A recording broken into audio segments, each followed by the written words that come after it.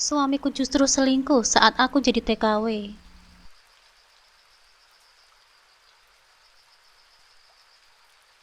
Assalamualaikum sahabat Bunda. Semoga Allah selalu memberikan kesehatan dan kebahagiaan untuk kita semua. Buat sahabat Bunda yang sudah subscribe, semoga rezekinya dilancarkan ya. Amin ya robbal alamin.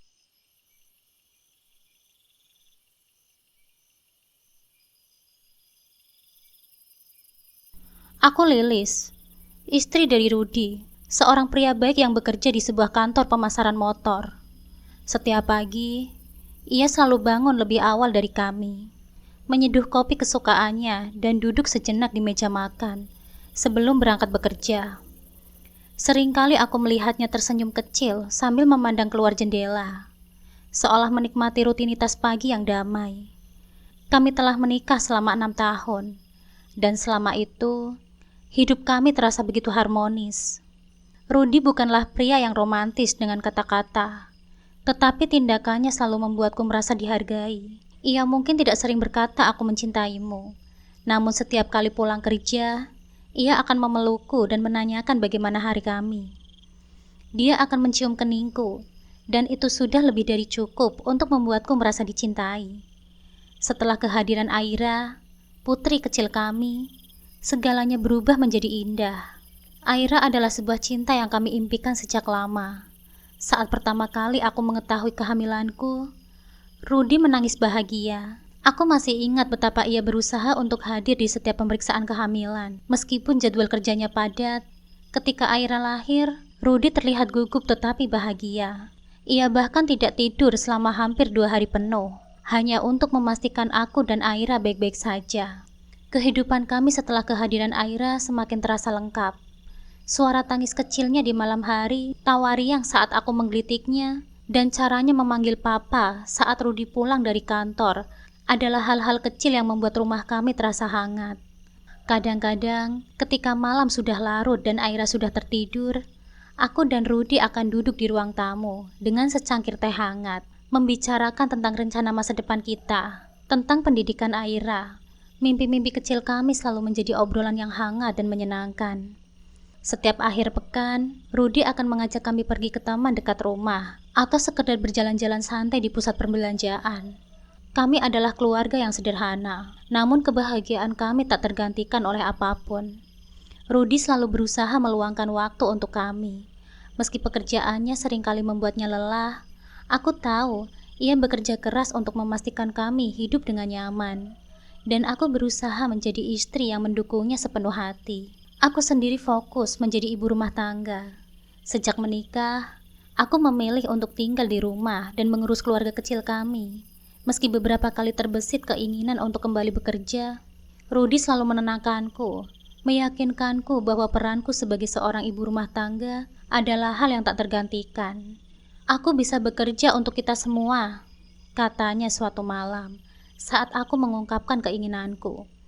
Kamu yang menjaga rumah kita, membesarkan Aira dengan cinta, itu sudah lebih dari cukup. Setiap hari, aku mengurus rumah dengan cinta dan ketulusan. Merawat Aira menjadi kebahagiaan tersendiri bagiku.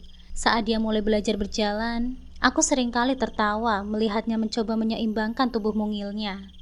Dan pada saat yang sama, air mata haru seringkali jatuh tanpa bisa aku tahan.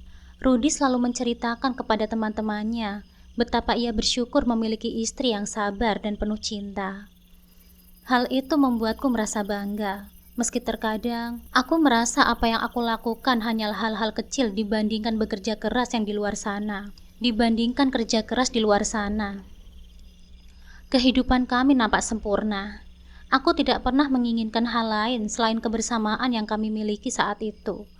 Rudi adalah pria yang penyayang, dan aku bersyukur bisa menjadi istrinya. Kami saling melengkapi, dan aku percaya, selama kami bersama, tidak ada masalah yang tak bisa diatasi. Namun kebahagiaan yang kami rasakan saat itu ternyata tak bertahan selamanya. Tidak ada yang pernah menduga bahwa di balik tawa dan senyuman kami, ada badai yang mulai merayap, perlahan namun pasti menghampiri. Ketika Aira berusia 4 tahun, hari-hari yang penuh dengan kebahagiaan itu mulai terganti dengan kekhawatiran yang semakin menghantui kami. Kehidupan yang tadinya berjalan begitu harmonis dan penuh cinta mendadak berubah. Semua dimulai dengan kabar yang menghantam kami bak petir di siang bolong. Hari itu, Rudi pulang dengan wajah yang pucat dan mata yang sayu.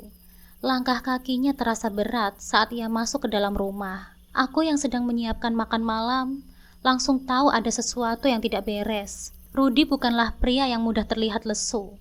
Dan setiap kali ia merasa sedih atau tertekan, ia selalu berusaha menyembunyikan dariku. Tapi kali ini, aku bisa melihat ada yang benar-benar menghancurkannya dari dalam. "Ada apa, Mas Rudi?" tanyaku dengan lembut sambil mendekatinya. Rudi tidak langsung menjawab. Dia hanya duduk di kursi ruang tamu. Kepalanya tertunduk. Kedua tangannya gemetar. Aku bisa merasakan sesuatu yang sangat salah. Setelah beberapa saat, ia mulai berbicara. Suaranya hampir berbisik. "Perusahaan menuduh aku menggelapkan uang," katanya dengan pelan. Matanya tidak berani menatapku. Aku terdiam, mencoba mencerna kalimat yang baru saja keluar dari mulutnya. "Apa? Menggelapkan uang? Maksudnya gimana sih, Mas?" Rudi menarik nafas panjang, mencoba mengendalikan emosinya. "Mereka bilang ada uang 50 juta yang hilang dari laporan keuangan. Dan aku bertanggung jawab atas semua itu. Aku sudah mencoba menjelaskannya bahwa aku tidak pernah melakukan hal itu. Tapi mereka tidak percaya kepadaku. Aku dipecat." Hati dan pikiranku seketika terasa berat, seakan dunia di sekitarku berhenti berputar. Aku tahu betul suamiku. Rudi adalah pria yang jujur, yang bekerja keras untuk keluarganya. Tuduhan ini terasa tidak masuk akal. "Mas, kamu nggak mungkin melakukan itu kan?" kataku, mencoba memberi dukungan. "Ini pasti ada kesalahan, tapi mereka tidak mau tahu," jawab Rudi dengan suara serak. "Mereka bilang aku harus mengembalikan uang itu dalam waktu sebulan, atau aku akan dilaporkan ke polisi." Aku merasakan darahku berdesir. Bayangan suamiku di penjara membuat perutku terasa mual. Aku tidak bisa membayangkan Rudi, pria baik yang selalu berusaha menjaga integritasnya, harus menghadapi ancaman yang begitu besar. "Kita harus cari jalan keluar, Mas. Kita nggak boleh menyerah." Namun melihat wajah Rudi yang hancur, aku tahu bahwa situasi ini telah menekan mentalnya dengan cara yang sangat berat.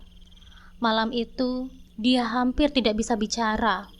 Dia hanya duduk di ruang tamu, menatap kosong ke arah jendela.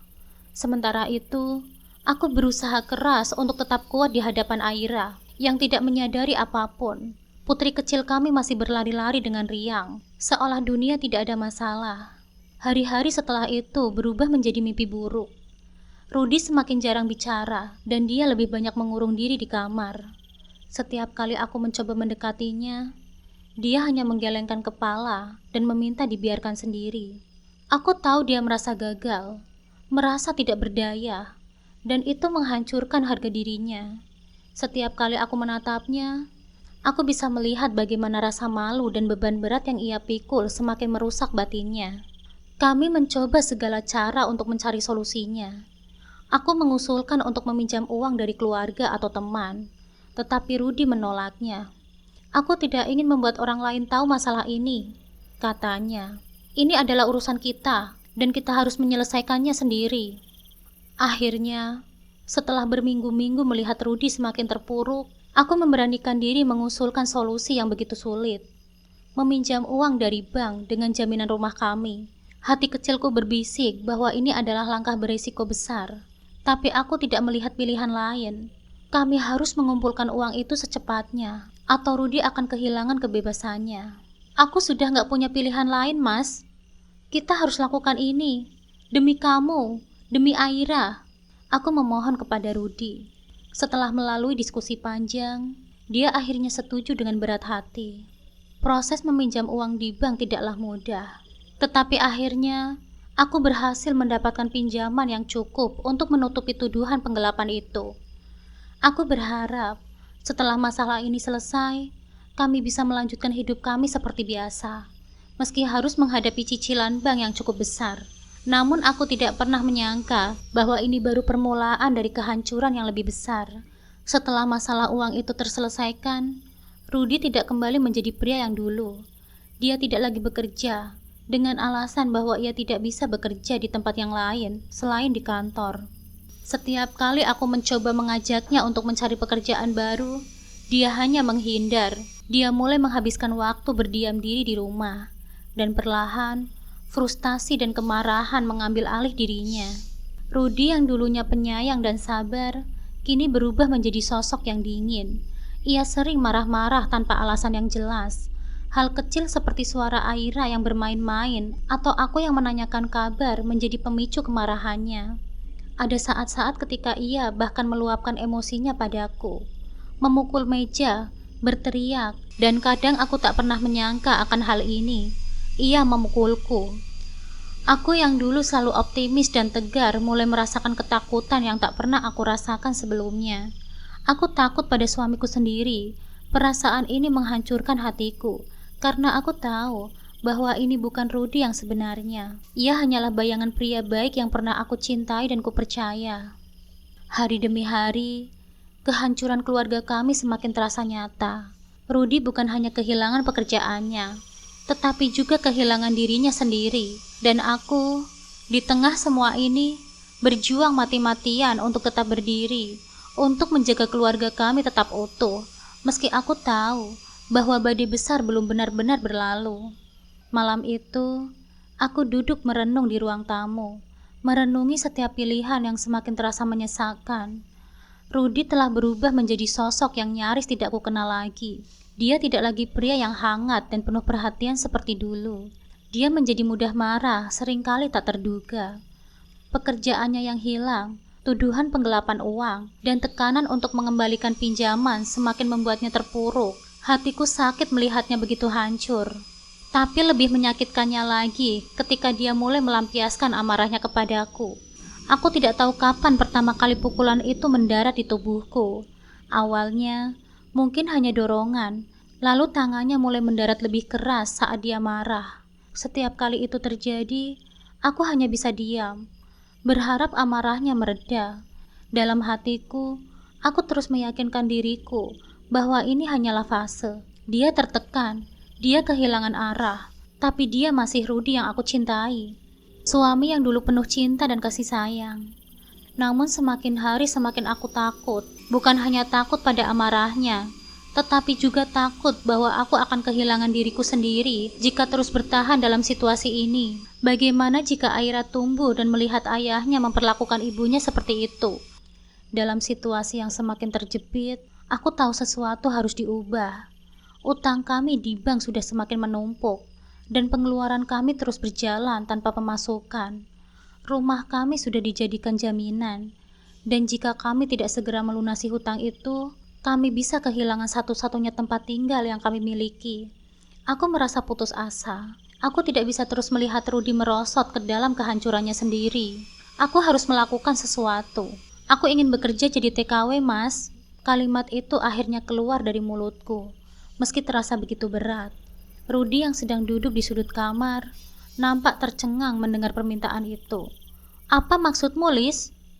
Suaranya terdengar parau, penuh ketidakpercayaan. Aku menelan ludah, mencoba memberanikan diriku. Aku gak tahan lagi melihat kita terus terpuruk seperti ini, Mas. Kebutuhan kita semakin banyak. Dan Aira, dia juga butuh masa depan. Kalau kita terus begini, aku takut kita gak bisa kasih yang terbaik buat Aira. Kamu serius? Rudy bertanya lagi. Matanya mulai nampak merah karena emosinya bangkit. Kamu mau meninggalkan aku dan Aira dengan pergi ke luar negeri, menjadi TKW? Ini bukan tentang meninggalkan, Mas. Ini tentang menyelamatkan keluarga kita. Aku cuma ingin kita bisa bangkit lagi, lepas dari semua beban hutang ini. Namun Rudy tidak bisa menerima itu begitu saja. Wajahnya memerah, dan emosinya meledak. Kamu gak ngerti apa-apa. Aku gak butuh kamu untuk pergi jauh. Aku bisa cari jalan sendiri. Aku bisa atasi ini tanpa kamu harus jadi TKW. Tapi Mas, sudah setahun lebih kamu di rumah tanpa pekerjaan. Aku sudah mencoba bantu dengan apa yang bisa aku lakukan di sini. Tapi semua itu gak cukup. Kita sudah habis-habisan, Mas, kataku, berusaha keras menahan air mataku. Aku gak mau kamu pergi, titik. teriak Rudi, menghentakkan tangannya ke meja. Aku terdiam, terisak pelan. Aku tahu, dalam amarahnya, Rudi sebenarnya juga merasa bersalah. Dia merasa gagal sebagai seorang suami, dan mungkin lebih dari itu, dia takut kehilangan kendali atas hidupnya. Tapi aku tidak bisa terus berdiam diri melihat keluarga kami semakin hancur perlahan. Hari-hari setelah percakapan itu dipenuhi ketegangan. Aku tetap dengan pendirianku, sementara Rudi terus mencoba membujukku agar aku merubah pikiran. Namun semakin hari, situasi keuangan kami semakin parah. Tagihan bank terus berdatangan, dan rasa tercekik itu semakin menghantui kami. Aku tahu Rudi mencintaiku dan Aira, tapi dia tidak bisa menghadapi kenyataan bahwa kami tidak bisa bertahan seperti ini. Akhirnya di suatu malam yang sunyi, Rudi pun menyerah. Kalau itu memang yang terbaik menurut kamu, Lis, aku gak akan menghalangi. Silahkan kalau kamu mau menjadi TKW. Aku mengangguk, meski hatiku hancur. Rasanya seperti memotong sebagian dari jiwaku sendiri dengan keputusan ini. Aku tidak pernah membayangkan akan meninggalkan anakku, apalagi untuk waktu yang lama. Namun aku juga tahu, jika aku tidak melakukan ini, kami akan kehilangan segalanya. Proses menjadi TKW tidak mudah. Aku harus melewati serangkaian pelatihan, menyiapkan dokumen dan mental. Sementara itu, Rudi mulai sedikit berubah. Mungkin karena dia tahu, waktuku di sini semakin terbatas. Dia jadi lebih sering menghabiskan waktu dengan Aira. Meski amarahnya kadang masih muncul, aku berusaha tetap kuat, meski perasaan bersalah selalu menghantui setiap langkahku. Setahun berlalu sejak aku meninggalkan tanah air untuk bekerja sebagai tenaga kerja wanita di luar negeri. Hari-hari di negeri orang penuh dengan kerja keras dan kerinduan yang mendalam pada keluargaku. Setiap malam, aku merindukan Aira, membayangkan wajah mungilnya yang selalu ceria. Aku juga merindukan Rudi, meskipun pernikahan kami diwarnai oleh banyak luka di akhir-akhir ini. Aku hanya bisa berharap bahwa semua pengorbanan ini akan membawa kami ke arah yang lebih baik.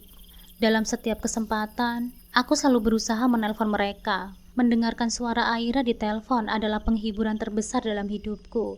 Dia tumbuh begitu cepat, dan meskipun aku tidak lagi di sisinya, aku berjanji pada diriku sendiri bahwa aku akan kembali, tidak peduli seberapa hidup di sini.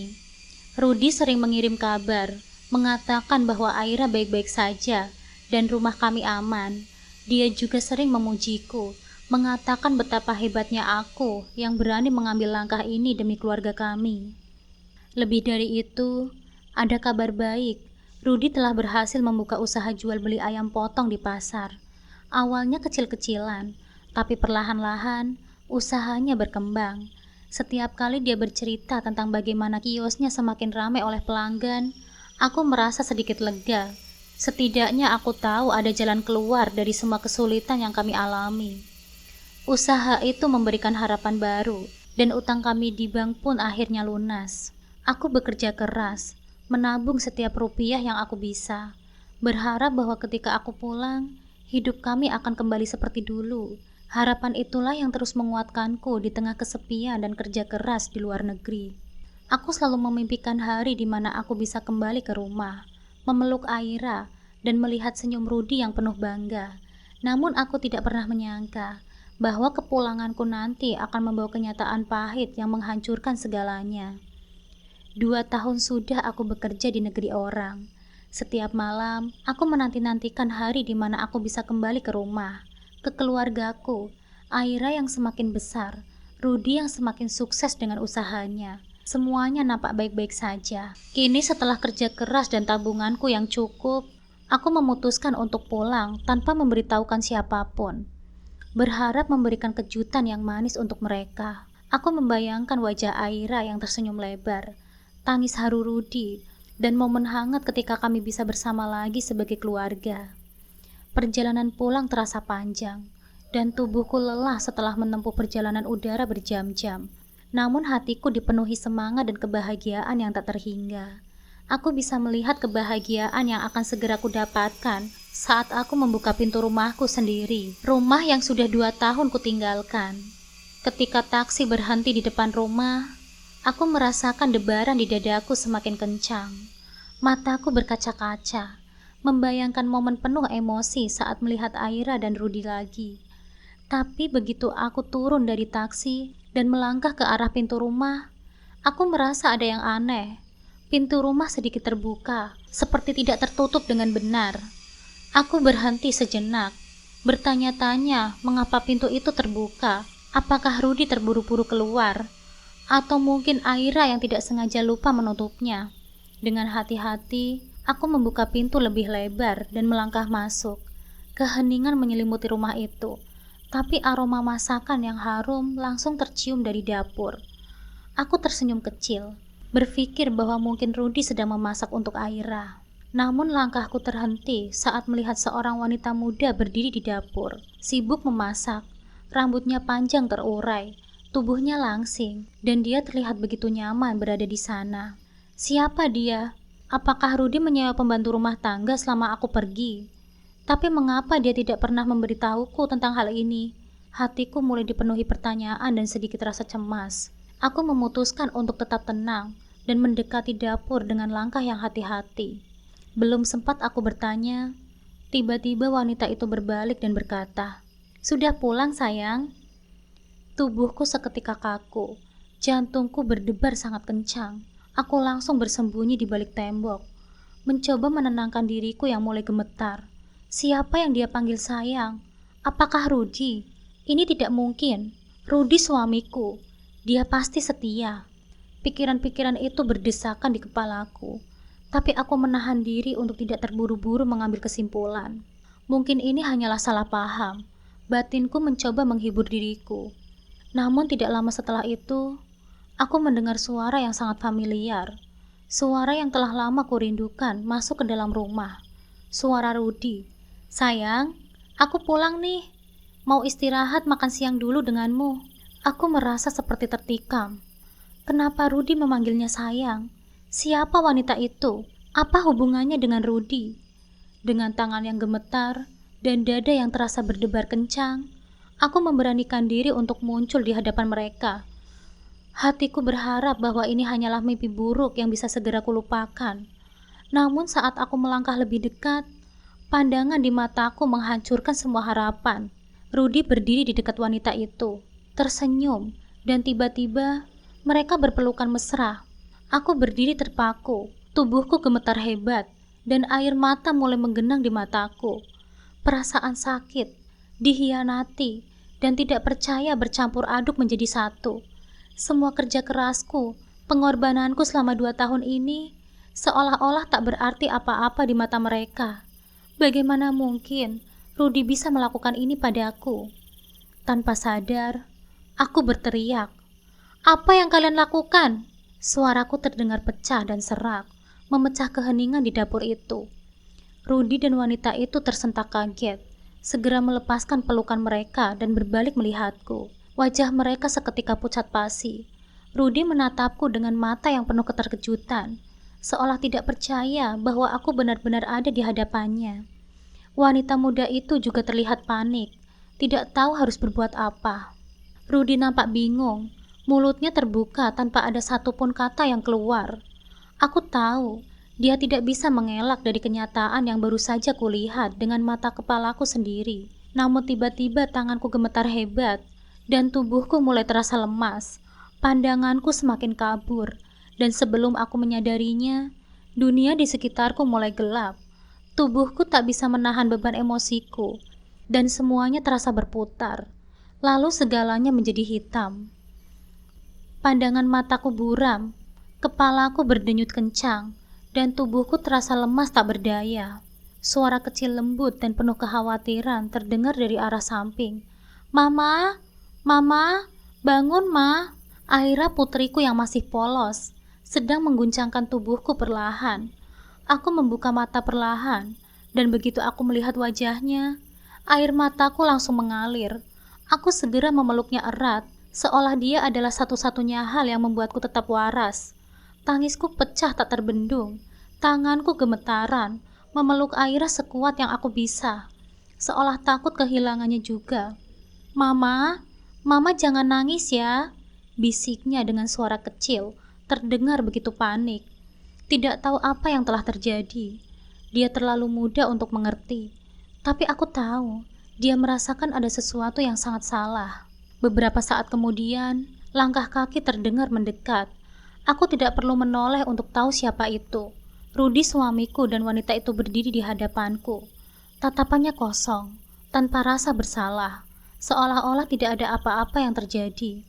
"Liz, kenalkan ini Mia," ucapnya dengan datar, tanpa sedikit pun penyesalan. "Calon istriku, kami sudah lama tinggal bersama di rumah ini." Perkataannya menusuk jantungku seperti ribuan pisau. Mia, wanita yang kupikir hanya tamu yang tak dikenal. Hatiku begitu sesak. Mereka sudah lama tinggal bersama di sini. Rudy bahkan tidak berusaha untuk menutupi apapun lagi, bahkan dengan Aira ada di sini. Tatapanku bergeser ke arah Aira yang masih memelukku. Anak ini tidak pantas mendengar semua kebusukan ini. Rudy melanjutkan dengan suara datar, tanpa ragu sedikit pun. "Kami memang belum ada ikatan pernikahan, tapi kami sudah seperti suami istri. Dan dengan adanya kamu di sini, aku akan menceraikanmu dan menikah dengan Mia." Aku ingin berteriak, rasanya dunia runtuh di sekelilingku. Bagaimana mungkin Rudy, pria yang dulu aku percayai sepenuh hatiku, mengkhianatiku dengan cara yang begitu hina. Dadaku terasa sesak. Pengkhianatannya tidak hanya menghancurkan cintaku, tetapi juga menghancurkan kehidupan kami yang dulu kukira bahagia. Pria yang dulu menjadi pelindungku, kini malah menjadi sumber penderitaanku. Aku menunduk, berusaha menenangkan tangis, berusaha menemukan kekuatan untuk menghadapi kenyataan ini. Tapi yang terasa hanyalah hampa. Belum sempat aku memproses seluruh kehancuran ini, terdengar keributan dari luar rumah. Suara teriakan orang-orang semakin mendekat, membuatku terkejut. Dengan cepat, aku berdiri dan mengintip dari luar jendela. Sekelompok warga terlihat berkumpul di depan rumah. Wajah mereka dipenuhi kemarahan. Suara-suara keras mulai memenuhi udara. "Keluar! Keluar kau Rudy! Hadapi kami!" teriak salah satu warga. Mereka datang beramai-ramai, penuh dengan kemarahan. "Apalagi ini?" pikirku dengan hati yang semakin berat. Pintu depan didobrak, dan sebelum aku bisa mengerti apa yang sebenarnya terjadi, mereka menyeret Rudy keluar dari rumah. "Kamu menipu kami! Kamu menjual ayam tiran di pasar kan?" teriak salah satu seorang pria. Matanya penuh dengan dendam. Aku membeku di tempatku, terlalu kaget untuk berkata apa-apa. Apalagi ini? Kayaknya ini bukan hanya soal perselingkuhan lagi. Rudy telah melakukan kejahatan yang lebih besar, kejahatan yang menipu banyak orang. Suasana semakin memanas ketika warga mulai menuduh Rudy tak hanya soal ayam tiren, tetapi juga soal perilaku tidak bermoralnya dia bersama Mia. "Rudy, kami sudah lama tahu kalau kamu kumpul kebo dengan wanita itu kan? Di sini perilakumu seperti tidak bisa dibiarkan," seru salah satu ibu-ibu yang ada di kerumunan itu. Warga sudah muak. Mereka bukan hanya marah karena penipuan yang dilakukan Rudy, tapi juga karena skandal moral yang ia ciptakan di tengah lingkungan kami. Dalam sekejap, pria yang dulu kuhormati sebagai suamiku, ayah dari anakku, telah berubah menjadi sosok yang begitu rendah di mata semua orang. Polisi tiba tidak lama setelah itu. Dengan tangan dingin, mereka memborgol Rudy, membawanya untuk mempertanggungjawabkan perbuatannya. Dia ditangkap di depan mataku, dan di depan Aira. Aku ingin berteriak, tapi tak ada suara yang keluar. Hanya rasa hancur yang mendalam. Hidup yang dulu penuh dengan cinta, kini berubah menjadi mimpi buruk yang tak pernah kubayangkan. Saat Rudy diarak menjauh, aku tahu ini adalah akhir dari segalanya. Pria yang pernah aku cintai, kini lebih dari bayang-bayang dari siapa dia dulu, hanya kehancuran yang tersisa. Dan aku tahu, aku harus segera menyelamatkan diriku dan Aira. Setelah semua berlalu, aku duduk di ruang tamu, menggenggam tangan Aira yang masih belum sepenuhnya mengerti apa yang sedang terjadi. "Mama, ayah kenapa, Ma?" tanyanya dengan mata yang masih penuh kebingungan. Aku terisak, berusaha keras menahan air mataku di hadapan putriku. Dia terlalu kecil untuk memahami luka ini, tapi aku tahu, aku tak bisa berbohong padanya selamanya. Aku harus kuat, untuk Aira, untuk masa depan kami. Beberapa hari setelahnya, aku memutuskan untuk menceraikan Rudy. Tidak ada pilihan lain. Aku tidak bisa lagi hidup bersama pria yang telah mengkhianati segalanya. Kepercayaanku, cintaku, keluarga kami. Perceraian adalah jalan terbaik. Meski berat, ini adalah satu-satunya cara untuk menyelamatkan masa depan Aira dan diriku. Proses perceraian tidak mudah. Setiap langkah seolah membawa kembali semua kenangan, semua rasa sakit, semua luka yang belum sepenuhnya sembuh. Tapi aku tahu, aku harus melewati ini demi Aira, demi kebebasan kami. Kini setelah semua itu berakhir, aku hidup sendirian bersama Aira.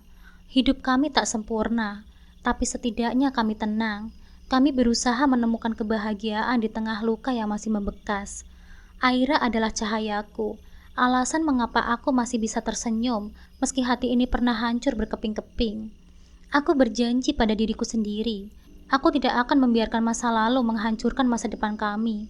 Aira berhak mendapatkan kehidupan yang lebih baik, kehidupan yang penuh cinta dan ketenangan. Aku akan berjuang untuk itu, untuk kami berdua. Aku menatap wajah Aira yang tertidur di sebelahku malam itu, dan untuk pertama kalinya dalam waktu yang begitu lama, aku merasa ada harapan. Masa lalu mungkin gelap, tapi masa depan kami masih bisa cerah jika aku terus maju, meskipun dengan langkah kecil sekalipun.